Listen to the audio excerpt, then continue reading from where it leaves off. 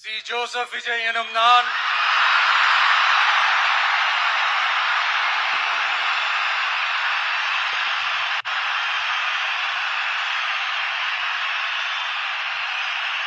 சட்டப்படி அமைக்கப்பெற்ற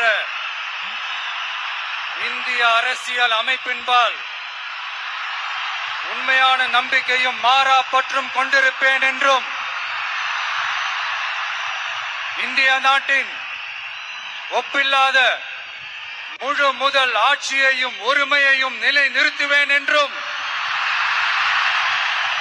தமிழ்நாட்டு அரசின் முதலமைச்சராக உண்மையாகவும் உளச்சான்றின்படியும் என் கடமைகளை நிறைவேற்றுவேன் என்றும்